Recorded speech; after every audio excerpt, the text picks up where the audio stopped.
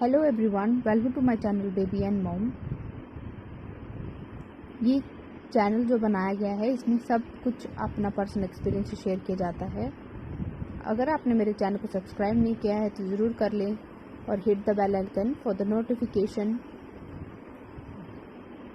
तो आज का मेरा टॉपिक है कि सी सेक्शन डिलीवरी के बाद जब दूसरा बेबी हम प्लान करते हैं तो दूसरे बेबी के टाइम पे क्या नॉर्मल डिलीवरी हो सकती है। देखो, सी सेक्शन डिलीवरी जो है वो बहुत ही आजकल नॉर्मल हो गई है, हर किसी की सी सेक्शन ही हो रही है। ठीक है, तो सी सेक्शन होने के बहुत सारे कारण भी रहते हैं। कुछ मदर्स जो है पेन को बेयर नहीं कर पाती और वो सी सेक्शन को ऑप्ट करती हैं, बट सी सेक्शन के बहुत से रीज़न रहते हैं। बट जब हमारा सेकंड बेबी होता है या कुछ लेडीज़ जो है सेकंड बेबी के टाइम पे नॉर्मल डिलीवरी को प्रेफर करती हैं, तो ये डॉक्टर्स जो है इस पे बहुत ही ध्यान देते हैं कि क्या सी सेक्शन डिलीवरी के बाद जब दूसरा बेबी होता है उसके नॉर्मल डिलीवरी हो सकती है क्या। तो इसके लिए नॉर्मल डिलीवरी के लिए डॉक्टर को बहुत सारी बातों पे ध्यान देना पड़ता है।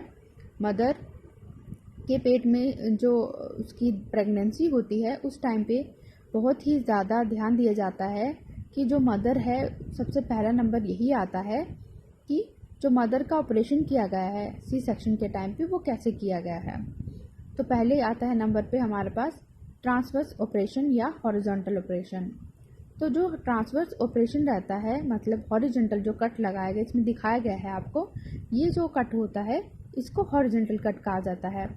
तो इस कट में क्या होता है कि इनर पार्ट पर, बिल्कुल इनर जो थिन लेयर होती है वहाँ पे लगाते हैं यूट्रस के। बट इस ऐसे कट लगने से नॉर्मल डिलीवरी होने के चांस रहते हैं।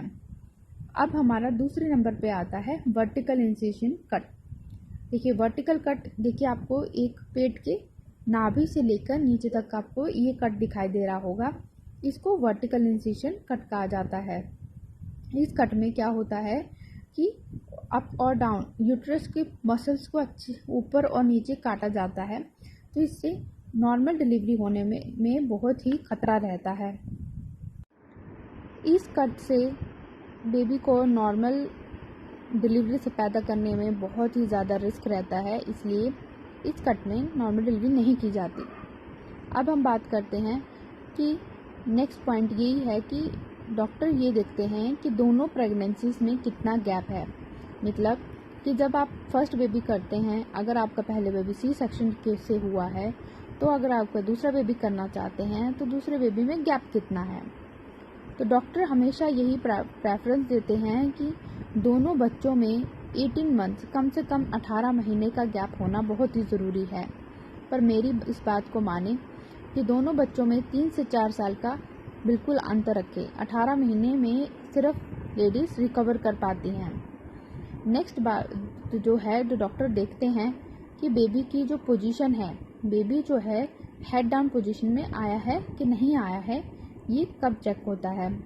तो आप सबको पता ही होगा कि जब हमारा फर्स्ट प्रेगनेंसी रहती है तो उसके 9वें जो मंथ रहता है, 9th मंथ रहता है, उस टाइम पे बेबी जो है वो नीचे की तरफ, मतलब हेड डाउन पोजीशन पे आ जाता है।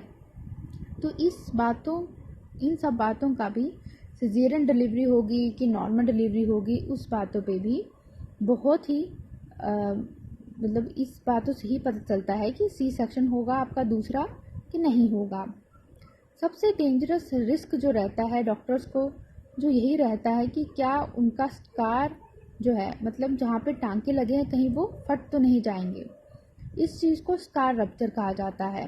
सीजरियन डिलीवरी के समय ज़्यादातर खतरा यही बना रहता है कि अगर नॉर्मल डिलीवरी की जाए सेकंड बेबी में, तो जो स्कार वाला एरिया है, जो यूट्रस जो वाला एरिया है, उसके फटने के चांसेस रहते हैं। डॉक्टर्स इसीलिए सी सेक्शन डिलीवरी के बाद नॉर्मल डिलीवरी करने के लिए बहुत ही बातों का ध्यान रखते हैं, क्योंकि सबसे बड़ा रिस्क और ख़तरा जो है बेबी को और उसकी मदर को, जो ये सी सेक्शन वाला पार्ट है जैसे आपको फ़ोटो में दिखाया गया है, उसको फटने का खतरा रहता है। ज़्यादातर लेडीज़ को जो है यही कहा जाता है और यही सलाह दी जाती है कि उनको जो है अपने दोनों बच्चों में कम से कम 3 से 4 साल का गैप देना चाहिए। जल्दी से एकदम 18 महीने के बाद जो है प्रेगनेंसी ना करें। प्रेगनेंसी को जल्दी करने की कोशिश ना करें। अपनी बॉडी को रिकवर होने की बिल्कुल भी, और अपने का जो एरिया है इसमें इन्फेक्शन नहीं होने देना है। नेक्स्ट बात आती है कि मैंने आपको जैसे बताया बेबी की पोजीशन। अब आती है बात कि हमारा जो पेल्विक फ्लोर है, ठीक है, वो पेल्विक फ्लोर भी एक बहुत ही बड़ा इस चीज़ में हेल्प करता है। जो पेल्विक फ्लोर है वो रूमी होना चाहिए। इसका मतलब जो पेल्विक फ्लोर है उसको बच्चे की डिलीवरी के लिए ऐसा होना चाहिए कि बच्चा इजीली वहाँ से बाहर आ सके, इसलिए पेल्विक फ्लोर भी अच्छा होना चाहिए।